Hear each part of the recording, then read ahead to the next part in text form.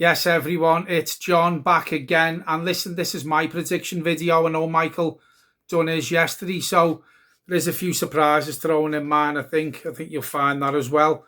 Michael's was a great video, so if you haven't watched that yet, get over to the Blue Boys Network and have a look at where he's put teams to finish next season. Before we do start, though, I want to give our channel sponsors a big shout out, as we have been lately. Flyers Indoor Golf on Vansbury Street, which is a 5-minute walk from Everton's new stadium. Get yourself down there. If you do want a good day out, have a game of golf with your mates or your family, take the kids there.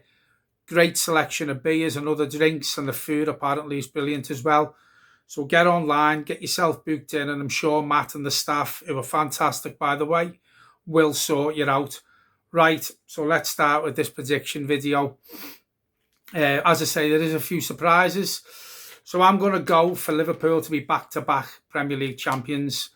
I just think they've strengthened again on the back of last season. You know, they had a really good season. Won it with a canter, really.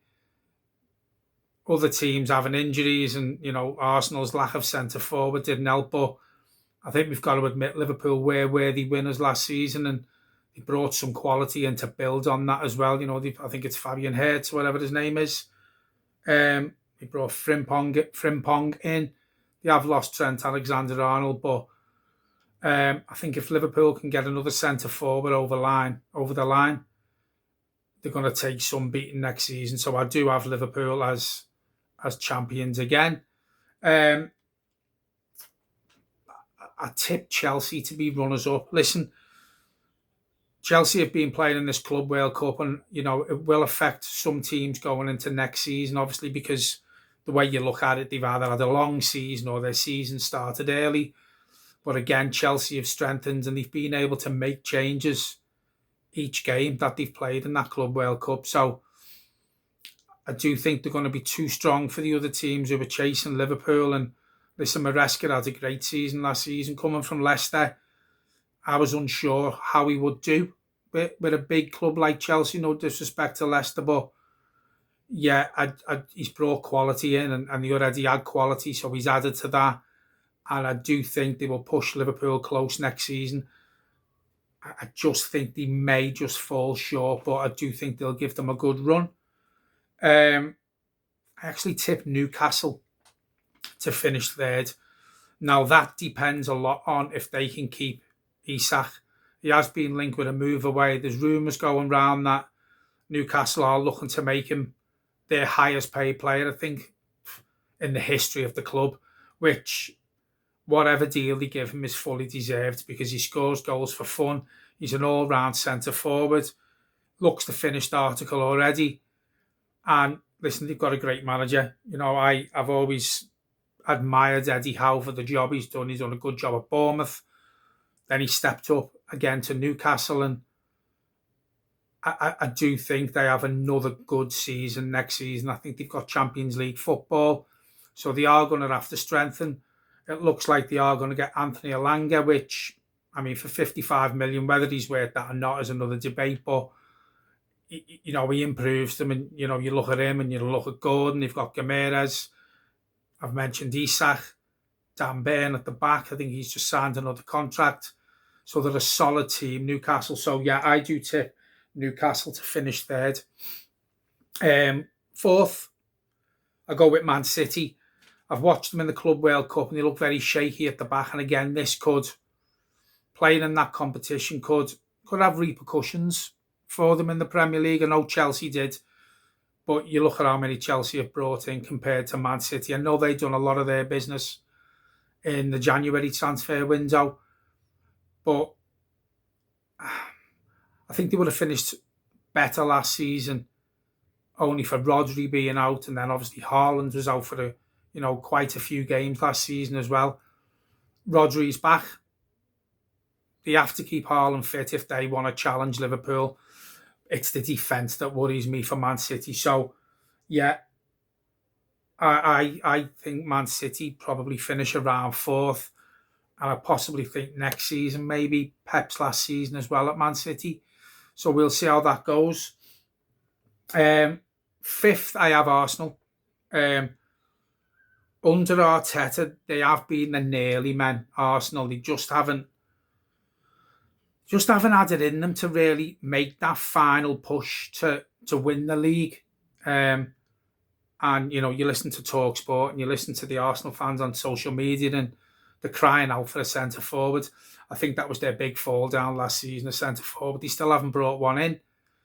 But I just don't think Arteta's got the minerals to win them the Premier League. I think they do just fall short, and I think they always will fall short while Arteta is in charge, to be honest with you. I just don't think he's got the final bit to get them the Premier League crown. Spurs, I have Spurs at 6th. They had a poor season last season, Spurs. And I think we can all agree that the squad of players they had was better than where they finished in the league. I think they struggled under Ange. I know they won, you know, a European trophy, and I think he come out and said that he put all his eggs in one basket from January onwards for that push in Europe, and obviously the league form really suffered for that. They have appointed Thomas Frank, and listen, I've always rated Thomas Frank. I think he's done a great job at Brentford. So him going there with the squad of players, you know, that Ange had, and add some quality to that, I actually do think Tottenham can have a decent season next season. So I think they finish 6th.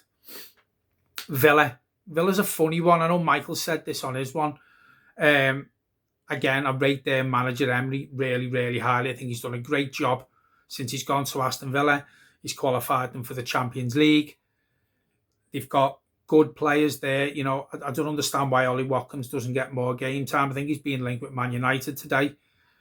But I just think because they're restricted by PSR, it does make me wonder how many additions they can make to the squad and who they're going to lose. It looks like Ollie Watkins possibly could leave.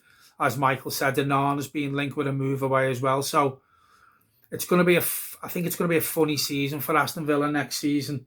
Again, restrictions with PSR, and I think the goalkeeper's being muted that he may move on as well. So it's going to be interesting to see what Emery and Aston Villa do. But I tip them to finish 7th. And I actually tip Everton to finish 8th. I know Michael tipped 8th as well, I think. I just think the excitement around the club going into the new ground, and listen, we all know we need more quality. We have got Alcaraz over the line. Michael Keane signed another contract, which for me is by the by. I'm not too gutted about it like some people. We do need goals adding to the team. Obviously, we're linked with Barry. I do think he'll bring midfielders in as well. That we will get goals from the midfield, and you know it's pretty obvious we need a striker who can score goals as well. But I just think the run that the club went on since David Moyes come in last season, you know, I think we could have finished about 6th or 7th. Well, you know, if results went our way, it's by the by. But for what he got out of that squad of players last season was nothing short of a miracle, in my opinion. From where the club was when he come in, the club was on its arse, the fans were on their arse, the players were on their arse, and I just think he turned it round massively. So I actually think Everton can challenge for them Conference League places next season and finish 8th. 9th, they go with Crystal Palace. Again, they got themselves into Europe. Great cup run, won the FA Cup. You know, with Glasner, again, he's another manager who's come into the Premier League. It was a big step up for him. And I think since he's gone there, Palace have really put themselves, I wouldn't say back on the map, but they've been noticed again with an FA Cup run back into Europe. Got some great players there. Whether they can keep some of their better players, the likes of Eze and, you know, Mateta, that remains to be seen. But if they can keep them two players and add quality with a good manager that they've got there in Glasner, I think Palace, you know, could have another all right season and finish 9th, in my opinion. 10th to go for Fulham.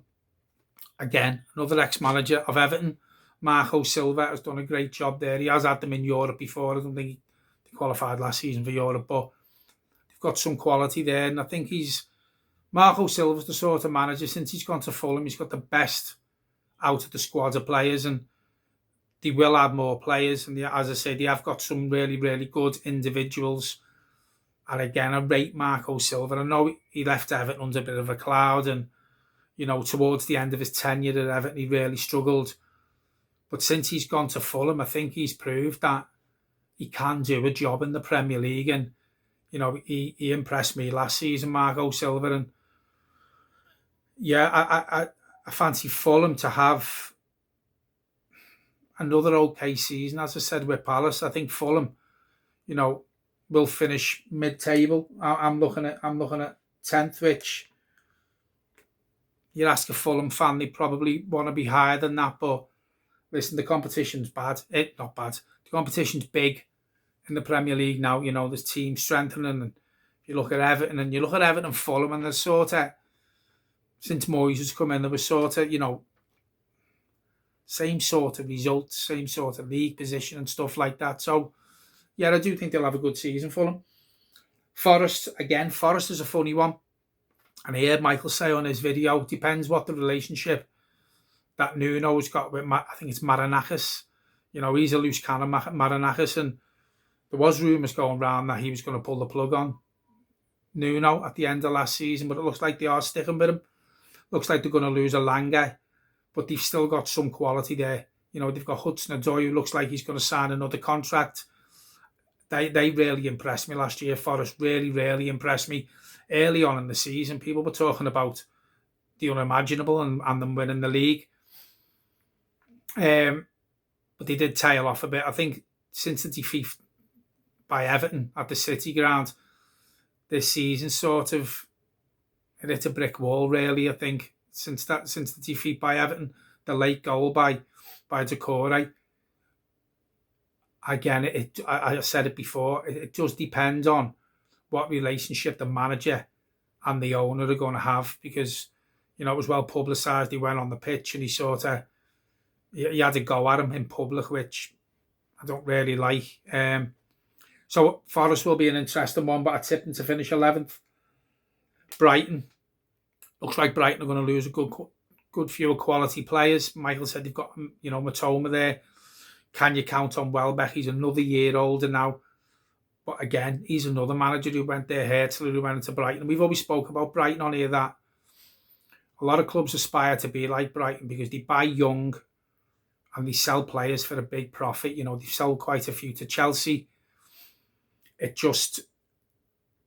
makes me wonder with the players that they're going to lose and how much they'll invest if they can have a really good season, because Brighton are one of them. You don't know what you're going to get with Brighton. They started the season well last season, and again, they sort of tailed off.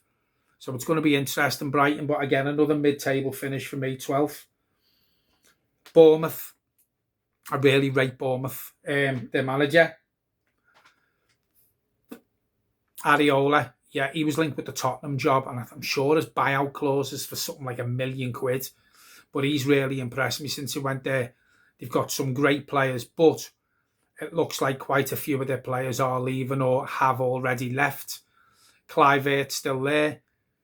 I'm not sure is it Semenya I might be wrong in saying this. Semenya signed a new contract. I think he plays for them. Someone like that anyway. I think he signed a new contract. So again, Bournemouth have lost some quality players, but they've still got quality at the club. And obviously with selling the players that they have, they are going to add to the squad. I just think he's one of them managers who sets his team up right. He knows how to change game on game depending on the opposition. He gets the best out of the squad of players he's got. And the way he sets up, and when you watch Bournemouth, it's as if every man knows their job. So he impressed me last season. I just think, again, with teams improving more and the players they've lost, I do think Bournemouth finished lower this season. I think they finished about 13th. And then we move on to Man United. Now, I've tipped these to finish 14th. Last season was a shocker. The club's in turmoil. 5 players have asked to leave. And I had a conversation with a few people. My next door neighbour's a Man U fan, and I did say to him, I thought Amorim would struggle in the Premier League. It's a completely different kettle of fish from the Portuguese league to the Premier League. Now, he's got his way of playing, and he wasn't changing. And the way he was setting Man United up last season, he was trying to change them players to his way of thinking and for his brand of football. And the Man United players just didn't buy into it. Now, for me, because he was stuck with that squad, I don't think he had a plan B to try and play the way they wanted to play and get the best out of them, at least for last season anyway. You know, it looks like they're going to sign Mbeumo. They've took Cunha from Wolves. They need more than that. Man United are an absolute car crash at the minute. As I said, the team's in turmoil. You've got players asking to leave. It's not a happy club, Man United, in my opinion. I don't think there's many players who would have been sad if Amarin got the bullet at the end of the season. So I think they struggle again. And I think if they have another season like they did last season or start off poorly, I actually think the manager's only got till Christmas, and I think the owners will pull the plug on him. But I think it'll be too late. I think they're going to have an awful season. As I say, I think the club's a mess. So I've tipped them to finish 14th. 15th is Wolves. Again, Vitor Pereira, the manager, Everton have been linked with a couple of times since he went there. He turned results around. They were really struggling when he went in. Obviously, they've lost Cunha now. They've lost Aït-Nouri as well. So I think it's Man City's gone to, I think. So they've lost some quality, Wolves, but I do think he's a good manager. I just think when you lose two big players like that, it makes a massive difference, because the likes of Cunha especially, he was sort of their engine. He could pick a pass, he could score a goal, he was tenacious, and you miss players like that. So I think with him leaving now, I do think Wolves will be a struggle next season. So I do tip Wolves for 15th. 16th is West Ham. Another manager, Everton, were linked with Graham Potter, and there was quite a few Evertonians who I know who wouldn't have minded Graham Potter coming in before we got Moyes, and I was really unsure about Everton appointing Graham Potter. I think a lot of people can see why. I think he struggled at West Ham last season. For the squad of players West Ham have got, Paqueta, Bowen, Kudus, you know, a good back line. Couple of players who Everton have been linked with, Souček was one. I just think for the quality that West Ham had or have got at that club, Graham Potter should be doing a lot better. I don't think he gets his ideas across very well to certain players. When you watched West Ham last season, it seemed like they didn't know the game plan. They didn't know what the manager wanted from them. And I just think it'll be another struggle for West Ham under Graham Potter. And he's another manager who I think probably won't see the season out. I do think he'll struggle to the point where they will have to make a decision, the West Ham owners. So I have them 16th. I actually have Leeds to beat the drop at 17th. You know, Daniel Farke is a manager who went there and he had a great season in the Championship. And then there was rumours going around that Leeds may have pulled the plug on him and replaced him to take them to the next level. And obviously to bring a manager in who not guaranteed them, but probably thought they had more of a chance of staying in the Premier League next season. But it looks like they've stuck with him. Leeds are an exciting team, and obviously they're going to have to add some quality, because the step up from the Championship to the Premier League is massive. We all know that. It's a big jump. It's a big step up. So Leeds are going to have to add to that squad. And I think if they do, with the brand of football Farke played in the Championship and added more quality to it, Leeds can score goals. You know, Leeds are very capable of playing that brand of football that you will score goals. It just makes me think how he will set up in the Premier League. Will he be as gung-ho?